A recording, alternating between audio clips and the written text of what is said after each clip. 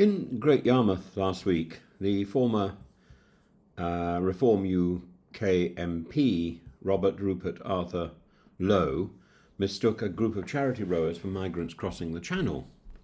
It was a moment both comic and deeply telling. The reflex assumption that any unfamiliar group near the coast must be illegal migrants. Later, days later, in Newbridge in South Wales, more than 30 teenage scouts, some from ethnic minority backgrounds, were subjected to racially abusive online comments because locals mistook them for asylum seekers.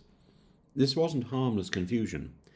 It is part of a longer, darker history in which fear of the other leads to misidentification of innocents and the projection of hostility onto them. The Scouts Camry and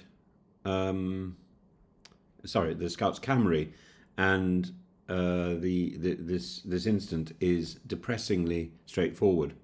A group of young people on a summer camp, many of them under 18, travelled from Scotland to CRAI Scout Activity Park in Newbridge. Someone filmed them boarding a coach. The video, stripped of context, was posted on Facebook with a false claim that the site was housing illegal migrants under police guard. Comments followed, laced with racial abuse. Gwent police have confirmed an investigation into racist offences, and Scouts Camry responded with firmness, stressing their commitment to safety, inclusion and swift action against such behaviour. This reflex of suspicion, seeing migrants where there are none, has many historical analogues. So, for example, foreign tourists or locals with Semitic features were occasionally mistaken for Jews and subject to harassment in Nazi Europe. The error was benign. In some cases, it led to arrest, beatings, even death. Anti-German hysteria during the First World War spilled over into the streets. Dachshunds, the breed, not the owner, were kicked, beaten, even poisoned for the crime of being German. And this absurd, misdirected rage mirrors the way today's anti-migrant rhetoric can target the utterly innocent. And in the Cold War, aid workers, journalists, and even scouts on international exchanges in the 1960s and 70s were sometimes accused of being foreign agents purely because they were out of place. In each case, paranoia is amplified by two facts: misunderstanding and an existing climate of fear. And what makes these incidents more than local foolishness is the ecosystem in which they thrive. The social media amplifies the error. Falsehoods spread faster than corrections. The Newbridge video was deleted, but not before the damage was done. That reminds you a little bit of the Lucy Connolly story, doesn't it? When politicians and commentators constantly talk of invasions or floods of migrants, it conditions the public to see migration everywhere and to treat every unfamiliar face as a suspect. That's part of the ammunition, part of the success story of political rhetoric and the danger of political rhetoric.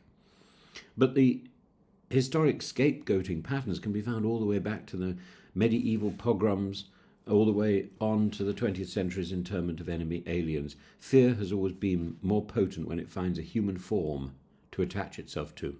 Lowe's misidentification of charity rowers is revealing not because it caused harm, but because it shows how thin the mental filter can be. If a man with a national platform can jump to such conclusions, imagine how quickly a Facebook user already primed by alarmist headlines can mistake scouts for boat people.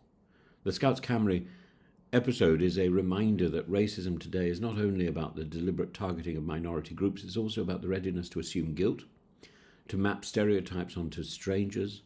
And the young people targeted in Newbridge were not migrants, but some were from minority ethnic backgrounds, which made them, in the eyes of the locals, fit the narrative. Police intervention matters, but so does community leadership, and the Newbridge councillor was right. We don't need this type of hatred in our society.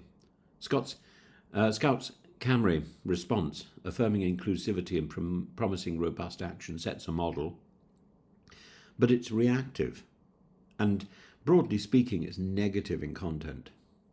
What we need is a positive message, and we're not getting it, of course, from politics, which is defining itself against the anti-migrant barking of Reform UK. So whether it's the Conservatives or the Labour Party doing it, it's about one dog trying to outdo the bark of another.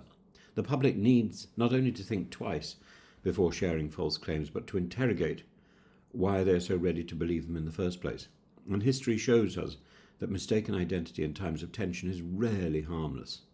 It reflects and reinforces the prejudices of the age.